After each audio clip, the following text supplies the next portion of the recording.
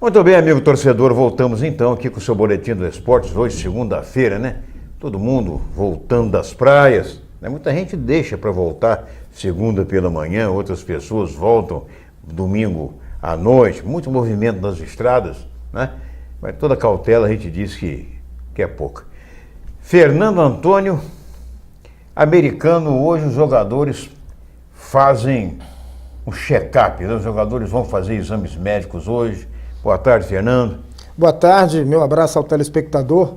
Na semana passada, os jogadores realizaram os exames clínicos, exame de sangue, e a partir de hoje nós teremos uma bateria de eco e eletrocardiograma a partir das 2h30 no prontocardio. Será a última etapa dos exames, com a avaliação sendo feita por uma equipe médica contratada pelo americano, com a coordenação do Dr. Marcos Luciano. A gente espera que ninguém apresente nenhum tipo de problema e que todos os jogadores estejam em boas condições para darem sequência a essa etapa preparatória para a disputa do Campeonato Estadual da 2ª Divisão.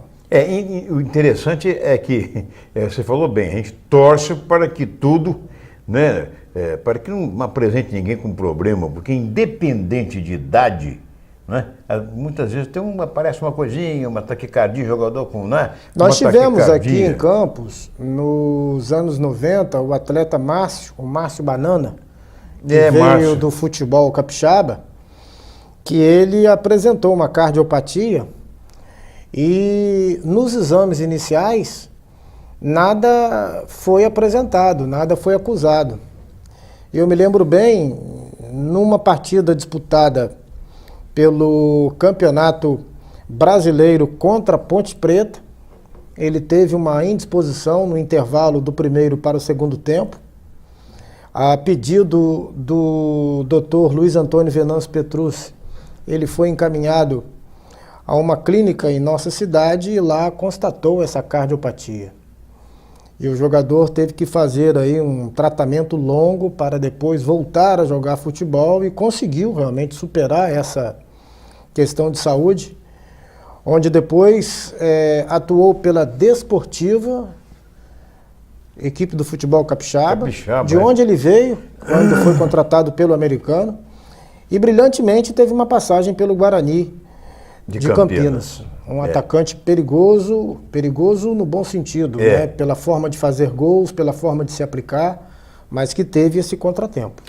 Agora me diz uma coisa, a gente está falando sobre a americana, evidentemente, e a mais recente contratação foi do Léo, né? Do atacante. O Léo Guerreiro, que teve uma passagem pelo Botafogo em 2010, onde se tornou um dos artilheiros do campeonato estadual. Jogou também por outros clubes do futebol brasileiro e recentemente estava no América. Inclusive, quando o América jogou contra o americano no ano passado, no estádio Antônio Ferreira de Medeiros, que venceu, né? Sofreu uma goleada de 4-2, ele estava em campo pela equipe do América. Foi 4-2 para o americano. 4-2 para o americano. Para o americano, exatamente. E é realmente um jogador muito voluntarioso, né?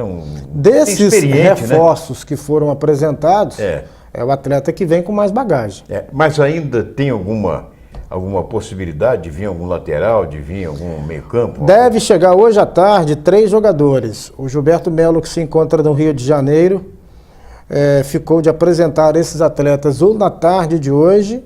Que já estão sendo contactados. Exatamente, na manhã de terça-feira. É um meia, mais um atacante e um zagueiro que jogue pela direita. Fernando, você que também faz parte da direção lá do americano, setor de comunicação, eu pergunto como é que está, ou como é que estão, né, as obras, o andamento das obras, continuam lá? Não? Continuam. Há uma previsão de entrega do CT para o final de março. Eu estive lá recentemente. O que eu posso dizer é o seguinte: não sei se os campos vão estar em boas condições de uso. Embora a gente esteja ainda no mês de janeiro, que está se findando, mas nessa situação de estiagem, eu notei que a grama está muito queimada e tem que haver um trabalho de recomposição, até de um novo plantio, porque em alguns lugares a gente observa que a grama está praticamente morta. Nós temos que torcer para que a chuva venha, porque sempre há uma previsão de chuva, como o Climatempo apontou que choveria com muita intensidade nesse último fim de semana, e isso não aconteceu. Exatamente. Eu não quero ser pessimista, eu não estou falando da questão das obras, mas pelo estado do campo, pelo estado da grama, vai ter que chover muito para o gramado estar em boas condições no final de março. Porque a gente está em janeiro, mas tudo passa muito rápido, né? Claro, voa o tempo. E agora a qualidade da grama é realmente excelente. A empregada em outros grandes estádios. A mesma grama que foi plantada nos principais estádios brasileiros para a Copa do Mundo. Certo. Mas o problema não é esse.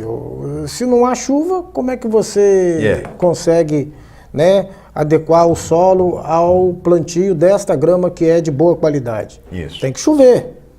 Bom, o time do americano continua treinando lá em Outeiro, não é isso mesmo? E a gente conversa com um, conversa com outro e tal, e as pessoas deixam assim transparecer, porque na verdade não há nada definido com relação ao americano bancar os seus jogos ainda no Arizão, mas eu tenho a impressão que está definido o Cardoso Moreira, né? Olha, o que me faz acreditar nesta definição é que o americano pagou 2 taxas, cada uma no valor de R$ 1.250, que são as taxas do Corpo de Bombeiro e militar. Diante das dificuldades financeiras que o clube atravessa. Cardoso Moreira. Exatamente. Eu digo diante das dificuldades que o americano atravessa. Que o americano atravessa. Se fosse para não jogar em Cardoso, ele não pagaria essas taxas. Claro.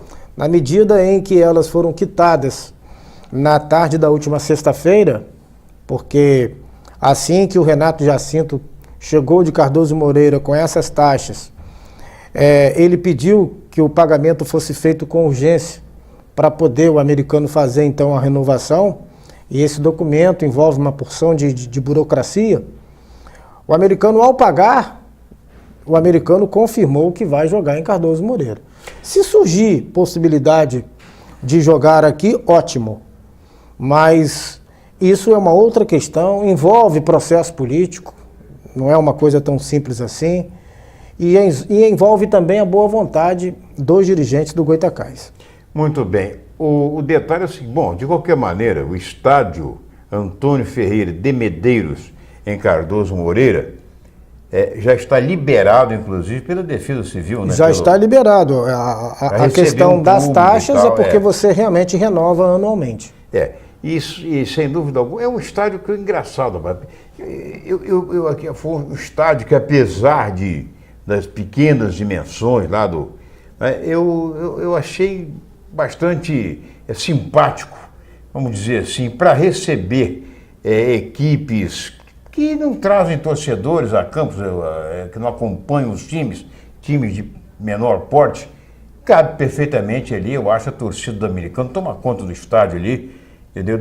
Eu não vou dizer o clássico americano do Goytacás, que infelizmente até mesmo a polícia, eu acho que não iria, seria um contrassenso liberar para um clássico desse, né? É verdade. E além do mais tem o seguinte, é um estádio bem cuidado. Bem cuidado? Pequeno, mas com todos os setores bem limpos. Exatamente. Quando o americano foi jogar contra o Séries no ano passado, nós fomos lá fazer uma visita na semana que estava antecedendo ao jogo, e o Renato Jacinto levou 2 horas aproximadamente andando conosco dentro do estádio. Todos os banheiros bem cuidados, com instalações modernas. Não há, sim, uma divisão de cabine do porte que existia no Godofredo Cruz. Sim. Mas acomoda bem a imprensa. E existem arquibancadas que também acomodam bem o público. Isso. O que me chama a atenção é o seguinte, o bom senso é que tem que ser, né, levado em conta. É verdade. E eu não vejo nenhum critério sob o efeito do bom senso por parte da Defesa Civil, com todo o respeito a essas autoridades. Por quê? Porque eu me lembro perfeitamente que muitas picuinhas eram citadas quando era para liberar o estádio Godofredo Cruz, principalmente porque exigia-se que somente o Corpo de Bombeiro do Rio é que poderia dar o laudo, e não o daqui.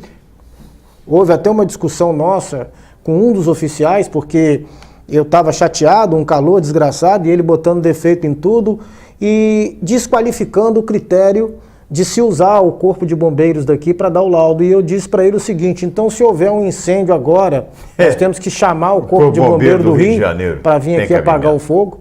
Se nós estamos no mesmo estado, a corporação é a mesma. É a mesma. A única diferença é de local. Os oficiais devem ser qualificados da mesma maneira. O sistema de trabalho é a mesma coisa. É a mesma coisa. É isso mesmo. Então, o que acontecia?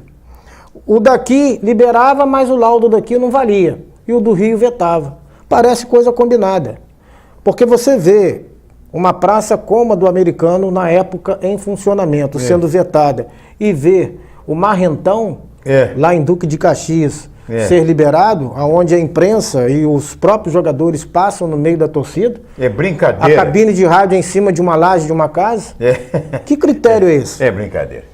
Aqui, vamos encerrando aqui o segundo bloco. Daqui a pouco nós voltamos com mais discussões no terceiro bloco do programa de hoje, né? É rapidinho, é pai e bola.